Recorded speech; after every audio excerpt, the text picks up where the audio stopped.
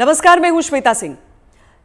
कहते हैं कि कोई भी व्यक्ति किसी पर भी विश्वास कर सकता है, लेकिन जब पैसों की बात आती है तो आप हर किसी पर विश्वास नहीं करते।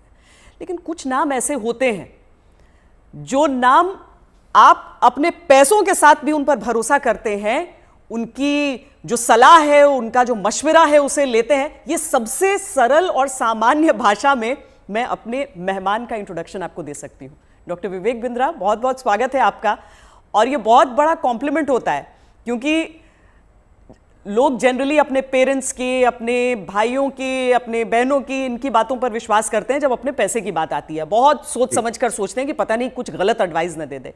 लेकिन आपके में क्या बात ऐसी है कि ये बड़ा बिजनेस जो है उसकी तरफ जो आम इंसान है वो इतना खिंचा चला आता है? धन्यवाद, थैंक यू। आम इंसान तभी खिंचा चला आएगा जब आप एक रियल वैल्यू क्रिएट कर सकते हैं, और वो रियल वैल्यू क्रिएट करने के लिए आम इंसान की जो सबसे खास समस्या है उसको सुलझाने के लिए क्या प्रयास किया जा रहा है। तो आज जो व्यापारी वर्ग हमारे देश में, देखिए, एंटरप्रेन्योरशिप बहुत पुराना है हमारे देश में, लेकिन स्केल नया है। बिजनेस खड़ा तो लोगों ने किया है, लेकिन बिजनेस बड़ा नहीं किया है। और बिजनेस बड़ा कैसे किया जाए, उसके लिए सोलोप्रेन्योर, एंटरप्रेन्योर के लिए हमने हिंदी भाषा में एक बड़ा बिजनेस, ये प्लेटफॉर्म ऐसा बिल्ड किया है जिससे वी आर हेल्पिंग, और आज बिलियनियर प्रोफेसर्स के साथ में हम उनकी मदद कर पा रहे हैं। लगभग 10 करोड़ लोग हमारे वीडियोस हर महीने देखते हैं, विच इज 100 मिलियन का हमारा मंथली एक्टिव यूजर है, और एक फार रीचिंग इम्पैक्ट है। आज 750 डिस्ट्रिक्ट के अंदर आज हमारे ऑफिस, माइक्रो फ्रेंचाइजी उनके साथ में नीचे जाके एक आम आदमी का हैंड होल्डिंग कर रहे हैं। अपना ये एक मुद्दा है कि रिक्शा वाले को भी हम एक बड़ा एंटरप्रेन्योर टेक्नोलॉजी के साथ एनेबल, साधारण भाषा में सिखा के उसे कैसे आगे बढ़ा दें। अच्छा, सुना है कि आपको कुछ गिनीज बुक रिकॉर्ड्स में भी नाम है, कई सारे रिकॉर्ड्स हैं इनफैक्ट। धन्यवाद, थैंक यू। हाँ, ठीक बात है। हालांकि ये वर्ल्ड रिकॉर्ड बनाना हमारा गोल नहीं है, वो एक आउटकम है। गोल हमारा था कि क्या हुआ पेंडेमिक में। अब मुझे वो 2020 का वो समय याद आता है जिस समय अप्रैल का टाइम था, बहुत ज्यादा सब जगह इतना ज्यादा उस समय माहौल पैनिक का था कि लोगों को समझ नहीं आ रहा था क्या किया जाए। तब हमने पहला एक वेबिनार किया। एक वेबिनार में अमूमन 100, 200, 500, 1000 लोग आते हैं। हमारे वेबिनार में 10 लाख, 15 लाख, 20 लाख लोग आए, तो गिनीज वर्ल्ड रिकॉर्ड में आ गया। तो हमने स्ट्रैटेजी का, सेल्स का, ऑपरेशंस का, रिटेल का, स्टार्टअप का, हमने हर सब्जेक्ट पे, लीडरशिप पे, इन सब पे हमने वेबिनार्स किए, मार्केटिंग पे, और हर बार जो वेबिनार था वर्ल्ड रिकॉर्ड में आता चला गया। आज लगभग Guinness book of world record हमारे 9 हैं, और golden book of world record मिला के हमारे 10 वर्ल्ड रिकॉर्ड बन चुके हैं। ये जो शो आप कर रहे हैं, जो जीता वही Sikandar, horses table, good news today पर, इस शो का कॉन्सेप्ट क्या है? क्या है इस शो में? देखिए, वैसे तो होना चाहिए जो जीता वही चंद्रगुप्त मौर्य, हाँ। क्योंकि चंद्रगुप्त जीते थे, सिकंदर नहीं जीते। पर क्योंकि ये कहावत बहुत ज्यादा मशहूर है तो ये नाम भी रखा गया और बड़ा अच्छा चला। ये on the spot funding reality show है। इसमें 8 इन्वेस्टर आते हैं, हर एक इन्वेस्टर अपने साथ 5 करोड़ रुपए रेडी रखता है। 24 स्टार्टअप सामने आते हैं। स्टार्टअप आता है, रियलिटी शो है, पैसा इन्वॉल्व है। इसमें Sunil Shetty production, India TV, अपना इंडिया टुडे ग्रुप जो है हमारा, और सारे, मेरा जो रोल है इसमें मेंटर, कोच, एडवाइजर और स्टार्टअप गुरु का है। तो हम लोग मैक्रो इंडस्ट्री का एनालिसिस भी देते हैं और साथ में माइक्रो बिजनेस का एनालिसिस देते हैं। स्टार्टअप आता है, इधर सबके सब इन्वेस्टर बैठे रहते हैं, आमने सामने चर्चा होती है, वहीं सब ओके हो जाता है, वहीं पैसा और उनके बदले में उनकी इक्विटी ली जाती है। तो बड़ा अच्छा शो है। पैसा लेने के लिए देखिए कई तरीके हैं। सेल्फ फंड आदमी कर सकता है, दोस्त से ले सकता है, परिवार से ले सकता है, लेकिन जो एंजल इन्वेस्टमेंट है, वो एंजल इन्वेस्टमेंट वो आपसे छोटी सी एक ओनरशिप, हिस्सेदारी कंपनी में ले लेता है। जो एंजल आता है वो एंजल की तरह काम करता है। बहुत सारे एंजल इन्वेस्टमेंट के लिए बड़े अच्छे सारे प्लेटफॉर्म्स हैं, Startup Grind, Indian Angel Network, Venture Catalyst, Chennai Angel, Lead Angel, Sequoia, Nexus, Kalari, Mumbai Angel, बहुत है। लेकिन तब भी बावजूद उसके केवल 2% लोगों को पैसा मिल पा रहा है। 98% लोग फेल हो जाते थे। तो उसी के लिए हम लोगों ने मिलकर ये शुरू किया हॉर्सेस टेबल, जहां पे हम और लोगों को पैसा दे सके, उनकी मदद कर सके। अगर उनके आइडिया में दम है तो उनकी ग्रोथ में हिस्सेदारी देने के लिए हमारे इन्वेस्टर साथ में आते हैं, और मैं उसको वहां पे आके मॉडरेट करता हूं, मैं अपनी एडवाइस देता हूं, जिसके बेसिस पे आगे हम लोग उसको आगे बढ़ा पाते हैं। मतलब इसमें कोई भी आ सकता है, कोई भी जो जिसके पास कोई आइडिया हो कि किस तरीके से आगे कोई बिजनेस हो सकता है। ज़रूरी नहीं है कि कोई बड़े बड़े ग्रुप्स हों, बिजनेस हाउसेज हों। ये मकसद क्या है इसका? आइडिया कहाँ से आया? श्वेता जी, यही तो मेन मुद्दा है कि अगर आज मैं गुवाहाटी के आगे वहां से 200 किलोमीटर दूर जाके जहां असली भारत बसता है, जो केवल दिल्ली मुंबई में नहीं है, उन लोगों को हम ला सके, उनको बढ़ा सके।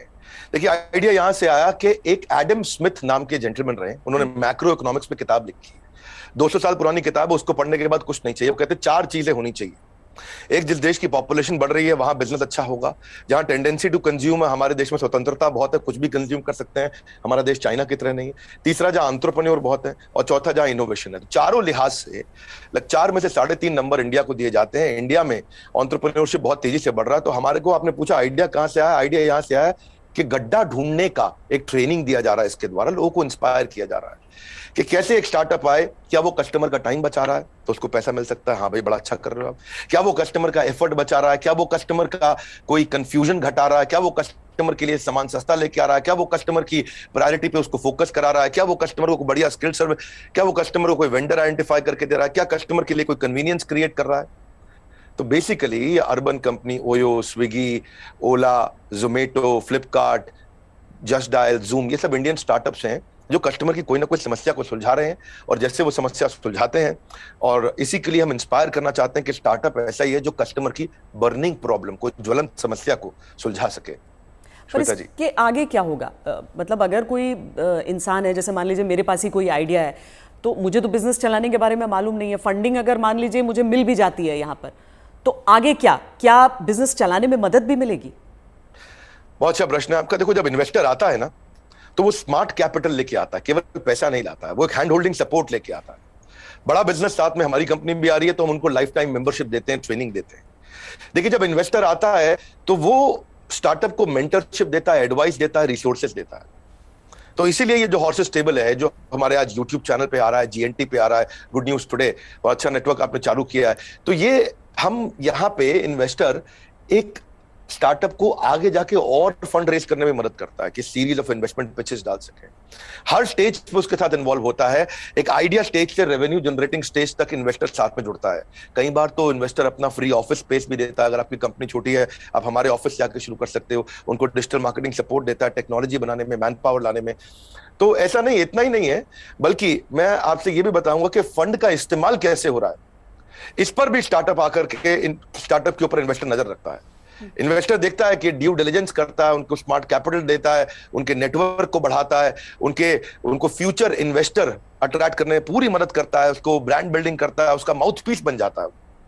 वो केवल पैसा नहीं इन्वेस्ट करता है, वो उसको पूरी गाइडेंस देता है आगे, उसको बिल्कुल हॉक आई के साथ में जुड़ा रहता है, उनकी रिपोर्ट्स लेता है हर हफ्ते, हर महीने। ऐसा नहीं कि जैसे लिस्टेड कंपनी तो क्वार्टरली रिपोर्टिंग करते हैं, इनसे तो हर महीने रिपोर्ट किया। तो स्टार्टअप पे कड़ी नजर भी रहती है कि वो पैसा कैसे इस्तेमाल कर रहा है, और उसको हैंड होल्डिंग करके सपोर्ट करके ग्रोथ के लिए भी मदद की जाती है। इसीलिए इसी लिहाज से हॉर्सेस टेबल एक रेवोल्यूशनरी कॉन्सेप्ट है जो आज जीएनटी के साथ बड़ा बिजनेस मिलकर के लेके आया है। ये बड़ी अच्छी चीज़ है, क्योंकि थोड़ा तो मार्गदर्शन भी चाहिए सबको, लेकिन नज़र भी रखनी ज़रूरी है। लेकिन एक थ्योरी ये भी है डॉक्टर विवेक बिंद्रा कि स्टार्टअप्स का बबल एक क्रिएट हुआ था, और वो जो बुलबुला है वो अब धीरे धीरे फूट रहा है। आपकी क्या सोच है इस पर? नहीं, मैं ऐसा बिल्कुल नहीं मानता। ये कोई बुलबुला नहीं, ये रियल सब्सटेंस है। अगर ये बबल है तो हमें मानना होगा कि 700 मिलियन इंटरनेट यूजर भी इंडिया में बबल है। इंटरनेट यूज करना बंद कर देंगे क्या लोग? आज UPI card payments, net banking transaction, ये सब बंद हो जाएगा। अक्टूबर में ही साल $100 बिलियन की ट्रांजैक्शन यूपीआई पे इंडिया में हुई है। ये स्टार्टअप का नतीजा है। रेवोल्यूशनाइज किया है डिजिटल ट्रांजैक्शंस को, ये स्टार्टअप का नतीजा है। बहुत सक्सेसफुल स्टार्टअप्स आ रहे हैं। 42 नए यूनिकॉर्न 1 साल में आए हैं। आप समझिए, जितने यूनिकॉर्न 10 साल में बने, यूनिकॉर्न का मतलब 7,500 करोड़ की कंपनी, जितने स्टार्टअप 10 साल में बने, उतने ही स्टार्टअप पिछले 1 साल में भी बन गए। तो ये बबल नहीं है। इंडिया इस समय टॉप 3 यूनिकॉर्न प्रोड्यूसर में जो स्टार्टअप के है उसका नाम आ चुका है। यानी कि हर 9 दिन के अंदर हमारे देश में एक नया $1 बिलियन स्टार्टअप पैदा हो रहा है। स्टार्टअप जो है ना, ये अब 2011 में 9.5 साल लगा करते थे, और उसके बाद ये समय कम होता चला गया। 2012 से जो स्टार्टअप आया वो 4.5 साल में $1 बिलियन हो गए। आप ये समझे कि ट्रैवल एजेंसी जो होती थी वो गोवा, Ibibo, Thomas Cook, Make My Trip में आ गई। सरकारी नौकरी घट रही है, स्टार्टअप बढ़ रहे हैं। पेपर अब डिजिटल हो गया है, किताबें किंडल में मूव कर गई हैं, बिजली अब सोलर होती जा रही है, रिटेलर अब अमेजॉन, फ्लिपकार्ट और रिलायंस पे मूव कर गया है, गाड़ियां ड्राइवरलेस हो रही हैं, ब्लॉकबस्टर सीडी को खत्म करके यूट्यूब, अमेजॉन प्राइम, नेटफ्लिक्स आ गया है, सेल फोन के बिल अब घट रहे हैं, इंटरनेट के बिल बढ़ रहे हैं, गाड़ियों की सेल घट रही है, ओला उबर बढ़ रहा है, रेस्टोरेंट शटडाउन हो रहे हैं, ऑनलाइन फूड डिलीवरी बढ़ रहा है। आज बच्चों को जो है ऑनलाइन स्टडीज उनकी बढ़ गई है, प्राइवेट कोचिंग घटती जा रही है। इसका मतलब क्या है? जो स्टार्टअप है ना, वो एक रेवोल्यूशन है। पहले कबूतर चिट्ठी लेके जाता था, आज व्हाट्सएप चिट्ठी लेके जा रहा है। इसके बीच में बहुत लंबी जर्नी थी, और सिलिकॉन वैली में कम से कम 15 स्टार्टअप ऐसे बैठे हैं जो व्हाट्सएप के खात्मे की तैयारी कर रहे हैं। और नेक्स्ट जो रेवोल्यूशन आएगा, नेक्स्ट सिलिकॉन वैली आने वाले समय में बेंगलुरु से शुरू होकर के भारत से ही आगे निकलेगा। वाह, क्या बात। लेकिन कई स्टार्टअप्स फेल भी तो होते हैं, कई स्टार्टअप्स फेल हो जाते हैं, इसकी वजह क्या रहती है? श्वेता देवी, ऐसा स्टार्टअप फेल होने के मेन 8-10 बड़े कारण होते हैं। पहला तो कोई डिफरेंशिएशन ना हो, आप वही कर रहे हो जो बाजार में सब कर रहे हैं। दूसरा, फोकस की कमी हो, सारी चीजें करने में लगे हैं, फोकस नहीं है। तीसरा, उनकी एग्जीक्यूशन की स्पीड कमी है। चौथा, अगर बिजनेस अच्छा ले भी आए तो रेकरिंग रेवेन्यू नहीं है, वो कस्टमर के साथ माल दो, पैसा लो, रिश्ता खत्म। रेकरिंग रेवेन्यू यानी कि बार बार उसके साथ ट्रांजैक्शन होना चाहिए। पांचवा, कि वो अपनी टीम अच्छी नहीं बना पाते, दे हायर पुअरली, और एक कमजोर टीम लेके आते, एक कैटेगरी टीम नहीं बिल्ड करते। वो कुछ ऐसा बना बैठते हैं, गलती से एक और गलती एक करते हैं कि वो जो मेरे को अच्छा लग रहा पर कस्टमर को उसकी जरूरत नहीं, यानी कि कस्टमर अनफ्रेंडली प्रोडक्ट बना देते हैं, कस्टमर का फीडबैक नहीं लेके आ पाते हैं, पैशन नहीं होता है, प्रॉफिट के चक्कर में चले गए लेकिन पैशन नहीं है। ये बड़ा जरूरी है। आंसर बड़ा महत्वपूर्ण है। जो आज व्यूअर देख रहे हैं उनको ये समझना चाहिए कि अगर बिजनेस मॉडल और रेवेन्यू मॉडल कमजोर है, प्री मैच्योर स्केल किया, बिजनेस खड़ा हुआ नहीं, बड़ा करने पहले निकल गए, बिना टेक्नोलॉजी के स्केल किया और उसके चक्कर में फिर आपने कर्जा भी ले लिया, तो फिर जो है वो एग्जीक्यूशन और स्लो होगा, प्रॉफिट और कैश फ्लो खत्म होगा, और फिर कैश बर्नआउट के बाद आप फंड भी रेज नहीं करेंगे। यही मुख्य कारण होते हैं कि स्टार्टअप फेल होते हैं। तो पहले बिजनेस को खड़ा करना है, बाद में बिजनेस को बड़ा करना है। क्या हम समझे कि एक स्टार्टअप कल्चर है अब और ये डेवलप हो रहा है, और ऐसे में भविष्य से आपकी क्या उम्मीदें हो जाती हैं? देखिए, स्टार्टअप का कल्चर अब डेवलप हो रहा है इंडिया में। पिछले काफी समय से हम ऑब्जर्व कर रहे थे। नंबर 1 पे सिलिकॉन वैली, न्यूयॉर्क सिटी, उसके बाद London, Chicago, Los Angeles, Seattle, Boston, Berlin, Tel Aviv Israel में जो है, और सिंगापुर। यही केवल 10 शहर थे दुनिया के अंदर जहां स्टार्टअप्स बिल्ड हुआ करते थे। अब अचानक बेंगलुरु बहुत तेज आगे आया। हम जो पीछे थे अब हम आगे बढ़ रहे हैं। परंतु क्यों हम पीछे रह गए थे और भविष्य में कैसे आगे बढ़ेंगे उसको समझते हैं। हम पीछे इसलिए रह गए क्योंकि हमारा इंडियन एजुकेशन सिस्टम बहुत कमजोर था। इंसान को रोटी कपड़ा मकान के अलावा सबसे ज्यादा जरूरी है शिक्षा, और यहाँ पे ग्रेजुएट इतने प्रोड्यूस हो रहे हैं जितने कंज्यूम नहीं हो रहे थे। Real time corporate campus experience नहीं है, पढ़ाई पुरानी है, स्टैग्नेंट सिलेबस है, कन्वेंशनल थियोरेटिकल क्लासरूम अप्रोच थी। इस चक्कर में अंडर एम्प्लॉयमेंट जो है वो अनएम्प्लॉयमेंट से ज्यादा बड़ी समस्या है। आज राजनेता लोग सबके सब हमारे यहाँ पॉलिटिक्स में अनएम्प्लॉयमेंट की बात करते हैं, लेकिन अंडर एम्प्लॉयमेंट कितनी बड़ी बात है कि अब ग्रेजुएट पोस्ट ग्रेजुएट को 14,000 रुपए की तनख्वाह मिलती है, पीएचडी होल्डर को आज अगर 20,000 की तनख्वाह मिल रही है तो कितना बुरा हाल है। लो इंडस्ट्री डिमांड है, इनकॉम्पिटेंट फैकल्टी है, जो कॉलेज में पढ़ा रहा है उसको पढ़ाना नहीं आ रहा, कॉलेज में प्रोफेसर वो बन रहा है जिसको कोई नौकरी नहीं मिल रही है। तो स्टूडेंट की एस्पिरेशन बहुत थी, प्रिपरेशन यहाँ थी, प्रिपरेशन है नहीं, एस्पिरेशन बहुत ज्यादा है। उस चक्कर में हमने हार्वर्ड के प्रिंसिपल्स को इंडिया में अडॉप्ट किया कि 80% case study, 10% project, 5% lecture, 5% learning, ये है 100% का पूरा मॉडल। और आप जो है ये जो आपने आपका बेसिकली प्रश्न है कि कल्चर डेवलप हो रहा है, हाँ अब ये कल्चर डेवलप हो रहा है। ओरिजिनल क्वेश्चन आपका यही है कि कल्चर ऑफ इनोवेशन आ रहा है, और इससे ना इकोनॉमिक एक्टिविटीज, मनी सर्कुलेशन अपने आप इंप्रूव होता है, और इससे देश में फर्क आ रहा है। मेरा कंक्लूजन यही है कि लोगों के पास आइडियाज हैं, कैपेबिलिटी है। हमने जो ये शुरू किया है हॉर्स स्टेबल, जो जीता वही सिकंदर, ये एक ऐसा रेवोल्यूशनरी कॉन्सेप्ट है जिससे एक आम आदमी को भी ना मन में ये फीलिंग आ गया है, यार आइडिया देने पे पैसा मिल सकता है तो मुझे भी कुछ करना चाहिए। केवल आइडिया देने पे पैसा मिल रहा है, भैया तो कमाल हो गया है, मैं भी आता हूं, मैं भी आगे बढ़ता हूं। बड़ा उत्साह इस समय बढ़ रहा है देश का। हमारे यूट्यूब चैनल पे हमको बहुत फीडबैक्स मिल रहे हैं, जीएनटी पे मैंने देखा बहुत से फीडबैक्स मिल रहे हैं, लोग बहुत पसंद कर रहे हैं, शेयर रेट बढ़ गया, वीडियो कंजम्पशन रेट बढ़ गया। नहीं, आप बहुत सही बात कह रहे हैं, क्योंकि 12वीं कक्षा की इकोनॉमिक्स जब हम पढ़ते हैं तो उसमें अनएम्प्लॉयमेंट में तो कई चैप्टर्स हो जाते हैं, अंडर एम्प्लॉयमेंट सिर्फ एक सबहेड के तौर पर नजर आता है, लेकिन बहुत बड़ी समस्या है। देश में टैलेंट की कमी नहीं है, टैलेंट पूल है हमारे सामने, लेकिन कोई ऐसा रोड मैप आपको नजर आता है कि जो प्रतिभा है युवाओं की उसके हिसाब से उन्हें मौके मिल सके? रोड मैप एक ही है कि आज बच्चों को लैक ऑफ क्लैरिटी है, उनको प्रोफेशनल, करियर, सब्जेक्ट, कोर्स इसके बारे में जानकारी नहीं है। तो रोड मैप केवल एक ही है कि उसको कंटिन्यूअस लर्निंग का मतलब है कंटिन्यूअस अर्निंग। उसको अपने साथ एक डिसिप्लिन बिल्ड करके अपने साथ मूक यानी कि मैसिव ओपन ऑनलाइन कोर्सेज दुनिया भर में आ गए। लगातार सीखने से खाली दिमाग खुले दिमाग में परिवर्तित हो जाएगा। अब जो anyone who keeps on learning he will stay young forever, ये हेनरी फोर्ड ने बोला है। बड़ा बिजनेस भी इसीलिए आया। दुनिया भर में कॉर्पोरेट ट्रेनिंग हो रही थी, स्किल डेवलपमेंट हो रहा था, K-12 की बात हो रही थी, टेस्ट प्रिपरेशन हो रहे थे, बायजूस, वेदांतु सब आ गए, लेकिन एक आम आदमी के लिए, व्यापारियों के लिए सिखाने के लिए कुछ नहीं था। तो रोड मैप ये है कि आपको आज लर्निंग पे फोकस करना चाहिए। हमने भी उस गैप को समझा। हमने देखा कि कस्टमर के पास आज टाइम नहीं है, क्वालिटी टीचर नहीं है, हिंदी भाषा के अंदर कंटेंट नहीं है, मिनिमम एजुकेशन रिक्वायरमेंट पूरी नहीं कर पाते। आज MBA कॉलेजेस तो बहुत महंगे हैं, MSME के मेंटर नहीं है। तो मैंने उसके लिए हमने बड़ा बिजनेस चालू किया कि लोग आकर के सीखे वहां। क्या मॉडल है? Any time, anywhere, any device. कोई मिनिमम एजुकेशन नहीं चाहिए, वीडियो, वॉइस, वर्नाक्युलर, आपका टाइम हम सेव करेंगे ताकि आप सक्सेस मिले आपको। इजी टू यूज कर दिया है। सारे business planning tool, framework, agreement, उनको डॉक्यूमेंट, स्ट्रैटेजी शीट, हर एक चीज बना के हैंड होल्डिंग के साथ, कोई भी सब्जेक्ट में फंसे वो, strategy, sales, HR, finance, customer service, funding, operations, technology, marketing, admin, legal, production, इस सब में उसको मदद करते हैं ताकि वो आकर के सीखे।